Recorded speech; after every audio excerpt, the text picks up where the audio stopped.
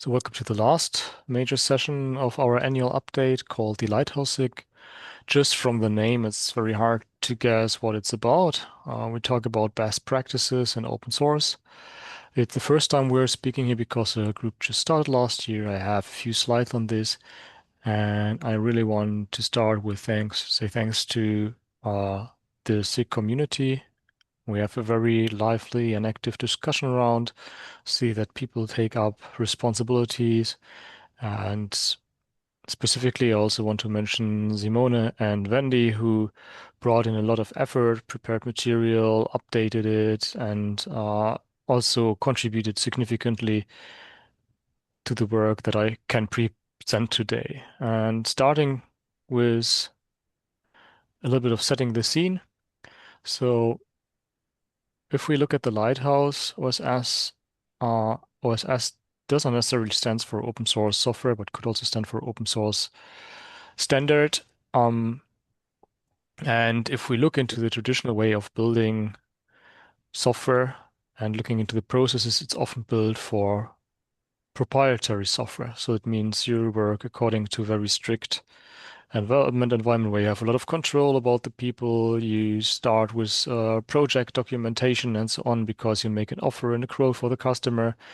And it's based on limitations like you have limited resources or you have dependency because you are in a hierarchical organization and so on. So this is basically meant with proprietary software.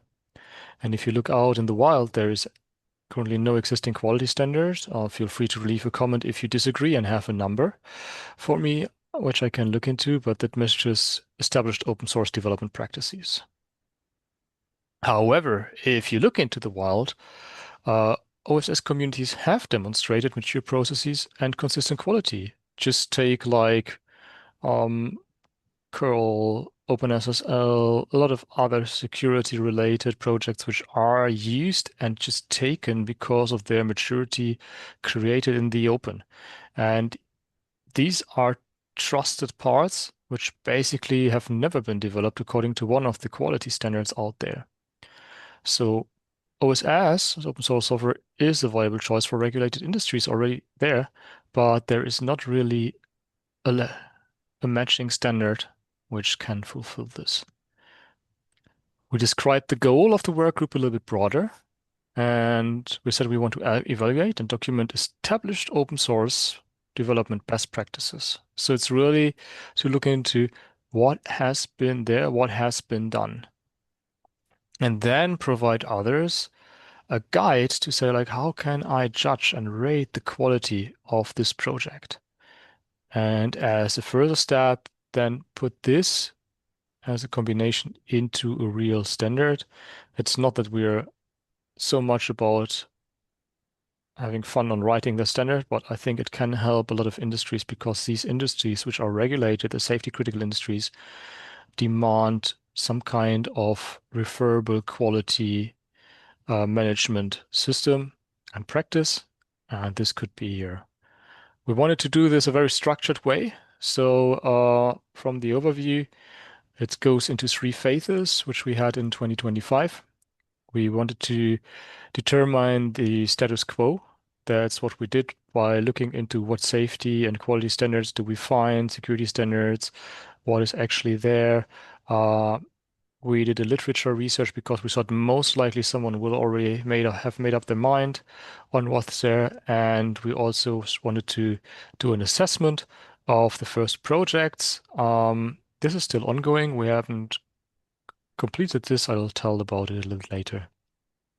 And then for 2026, we are now looking also towards preparations for a standard. And by this, we may interact with a lot of other community projects, foundations, and so on. Also, what we're learning from the year, we started with three major pillars, like as I said, with standards. Then we had literature and research and open source projects where we try to identify things. And what we missed in this list is basically to really go deeper into the existing documented best practices and records of frameworks. What I mean is, for example, with LFX Insights, the OpenSSF scorecard, best OpenSSF best practices work, which has been done by community health measurements within chaos. So these are just parts which need to be considered. And yeah, I put this once more. I covered part of it, but I want to make clear that like the standards which we have out there, like CMMI and ASPICE, are really based on a V model approach. And no open source project is strictly following the V model. I think it may not be a surprise for you, but if you really go into where you work in the environment, if you are in proprietary environment development, you're also not really fully working according to the V model from perspective of execution in time. As otherwise would mean that if you write a requirement, you would never update the requirement because you figured out during testing that something may be considered differently. So that's basically already now an iterative approach. And we see more of the V model as a representative of artifacts, work products, and their linking to each other. So, but if you look into the standards like in ISO 26262, they ask for a quality management and have quality managed software, and then they give examples like ASPICE. And if you look into this, there's also a lot of the timing situation a bit more, or at least assesses judge it like this. And yeah, you need to have a quality baseline to really start your work. And I said that seems to be there's no existing quality standard which matches the established open source development practice, which is code-centric, code-first, CI-driven, agile focus. But a lot of the things you experiment these days with, just take the GitHub Actions or other parts, which we already heard of in the previous presentation. These are based on what was the need to improve the efficiency, quality, demands of open source. And also the version control, the modern version control is based on open source. CI/CD practices are based on open source. How to write docs as code has fundamentals in open source. So a lot of best practices are actually coming from open source. This just to setting the scene and to show a little bit of what we achieved. Initially, we didn't want to open a SIG without having the mandate to do so, without seeing the demand. So we conducted a survey in the beginning of the year together with the Linux Foundation Europe, checked the demand, got a good set of responses. The results we presented later on at several locations, and then reached out also to those which participate in the survey and explicitly mentioned their interest in participating in such a group, in the special interest group. And yeah, at this point of time, we're not clear if we want to create really independent funded project. That's also why we still have the SIG part in here. If we find sufficient funding and engineering resources, and if it then makes sense, we could consider to go into a standalone project or migrate it to another foundation where it makes sense. Uh, Imagine it could fit into OpenSSF or to Chaos or so. And also, yeah, that's a fundamental part of it. Similar like as you could see it when Ramon presented on the Space Crate Linux earlier. What we also thought is, and we're always chased by the not invented here part, and so we interacted with the Eclipse automotive processing, left the Linux Foundation space, saw that they also want to write down best practices, so specifically for automotive. We wanted to prevent duplicated efforts and work. Basically cross-checked what they intend to do, where they look into. We wanted to avoid confusion that they target a completely different direction than we do in our activity. So we had participations from our group in their group, and one representative from their group also coming to our environment, so that we just get an exchange and make sure we are aware. Why don't we just have one? There are specific ISO 26262 automotive needs, which are in the Eclipse automotive processing a topic, and we wanted to get a general quality part, and we want to create a standard, which also the Eclipse group didn't want to do directly. Yeah. And based on this, what we learned, what we started with, we prepared a template, which I will also show you a bit, like on some screenshots on it. And yeah, seeking continuously feedback was really a thing which goes through the whole year. So it just marked like where we went. We started it off in February with an unconference session at the Chaos Con around FOSDEM and just showed that we are on how do we have a good idea at all? Does it make sense? Based on this, we started the survey. Then in May, we presented the results of the survey at first to the ELISA community, improved whatever concepts and ideas would be there, and brought this to a more wider public audience with a presentation at Open Source Summit North America. I put the link in there so that you can also see like the slides and the video recordings.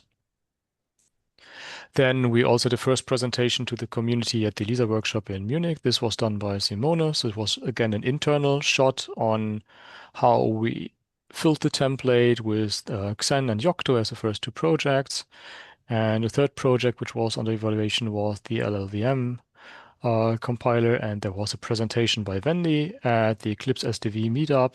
So again, here we spread outside of our normal bubble and also collected useful feedback there. So I want to give you a few impressions. We didn't start completely without any standard or in the wild. We thought like there's a very high level ISO 9001. We didn't took the ISO 9001 as such, but we knew that it has been used also in other organizations and also in open source organizations as a standard qualifier. And we checked just for areas which are relevant, like the risk, stakeholder, community resource, compliant, the people part of it, and so on. And we created the different aspects and the requirements for this. So the link there will point you to the proper sheet, which you can see right on the right as a screenshot. This was like just the criteria and categories we want to look at too. And then it was also like, what are the documented parts? So I put here three examples of literature which we found. There in 2017, there has been elevation of open source systems for critical application. Then 2020, this was more ETAS. The 2021 was a very good summary, a systematic review. The lack of this 2020 paper was that it's mainly looked into the past also, and since 2020, a lot of things happened in the actual process, also for pipeline checks, linting, and so which became more standard in projects, but it gave us a good base. And then going a bit in the secure and so security environment also, because their open source is a best practice. We looked into the thesis from Stefan also and see like what he figured out. By this, we wanted to give our efforts a little bit of academic background. And yeah, then we start mapping forth and back and come to a kind of template. We figured out that we want like to go in two dimensions. We want to check like for process robustness and the evidence confidence, which basically means are you really defining it? Are you having things in place, or are you really doing something? So this is also a screenshot from our spreadsheet. It will be far too small for to read most likely for many, so I will simply move on and just give you some ideas. Like what we were looking for was different ratings. We go from 0 to 4 to just get a number rating. We are in the refining phase of this. It's the first draft. This was presented in December and in November during the workshops, and we saw that there's a good room to improve, that we are not always sharing exactly the same understanding of things. If we add a new project, it's sometimes hard to match, so we're reworking this. But it basically shows you like, okay, there is something from ranging from no process and no evidence up to uh, systematic, really continuous improvement, process description, enhanced by verification. And this you can see then as getting confidence. And actually, you could even get a very high confidence even without process being written down. So this can be enforced or you need to look for certain evidence, but this will help us defining the practices. Everything led into a template. Again, here's just a screenshot of it. The link is shared in the slides, where we just type on all these areas, which you see from the ISO 9001. Then the next part are the aspects here, which basically come from what we extracted from the different literature parts, and then we can give rational evidence on various things. How this looks like, I just put in one part here for the Xen project where we came up to initial ratings. As information here, this was basically just a first check. There is not too much community interaction or just minor interaction for some projects. And it's not about rating the project fully and say this is exactly the value. So be careful in interpreting the numbers. But we also want to see, like, do we find evidence for the criteria which we have so that we make the whole thing more mature? Do we see a repeating theme? Do we say, like, okay, this is a best practice and it's tracked at different places, but actually we do not find the evidences or it's never described somewhere? We can help describing this. So that's where we are currently looking into. And as mentioned above, we have currently Xen, LLVM, and Yocto as the three first projects, and we want to go for more, which is here in the plans for 2026. We have still active tasks from the past. You saw it in the first phases. We are in phase three. Uh, we are working on the maturity level, as just mentioned, when we need to extend the review of project because three is not really a representative number. We wanted to go also into projects. So with, for example, Xen, they already have safety criticality in mind. And we want to extend to things like potentially curl or OpenSSL. We are definitely going to make a sheet for Linux because we are enabling Linux and safety application project. And yeah, what we saw while checking, and this was more at the end of the year, we need to really look more into the frameworks and things which are exist, like badges, practices, scorecards. So this is something where we want to reach out and match and either tell the other communities that they could improve.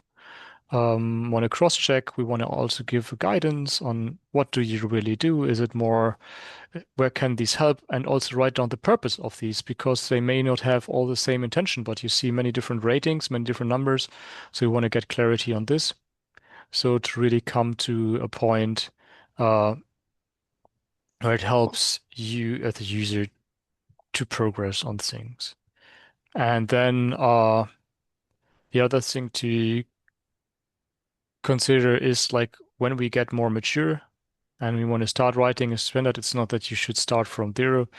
You should come prepared. So we want to reach out to the Joint Development Foundation, to OpenChain, to the main experts, to just see how they have done it. So you see the JDF and OpenChain already here in the list of people. Uh, and things to look at, but we'll also take it further. We also have domain experts, which actually are involved in writing standards. So ELISA members are there to improve the ISO 26262 standard for the third edition. So even if ELISA is not directly involved in creating the standards, our members and community participants are involved, that they can help us in what is needed, because a bunch of us in the Lighthouse SIG are new on it. And then, well, if we want to give something on best practices, and we mainly call it always best practices rather than quality, because we haven't defined a clear definition of what quality means for us, what are existing evidences, how is quality defined elsewhere, is it a more unified definition of it, but we will work together there with the OSAP. So Paul presented on the work yesterday, and there it fits quite well to talk about what quality actually means and maybe related terms. If you became interested, we're always looking for new contributors and participants. We have a very fruitful and lively group and discussions on every other Friday. So if you want to get involved, we meet at 12 p.m., I think, or lunchtime UTC. So you can find this also in the community meetings. We have a mailing list set up, the Discord channel, and there is a Lighthouse OSS repository. It's not too much populated because we mainly worked on the Excel sheet so far. We are continuing and populating it further. And you can see what we have discussed in the meeting minutes. They are all put in the wiki, so you can really see how we progress and evolve on things. And this would be my last slide. I want to thank you as you're listening, but also give a big shout out to the regular participants and those who help making this possible to progress that much, doing the presentations and so on. So thanks for this. And here, there are multiple ways to join the community, so feel free to get in there. Right. Thank you.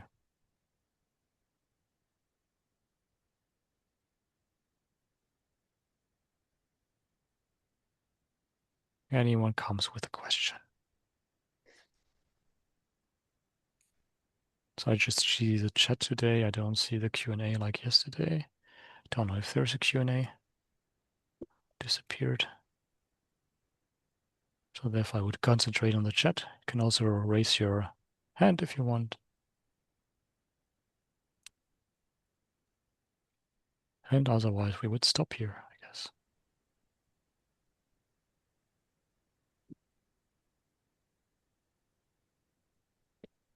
Okay, then I would say we stop the recording.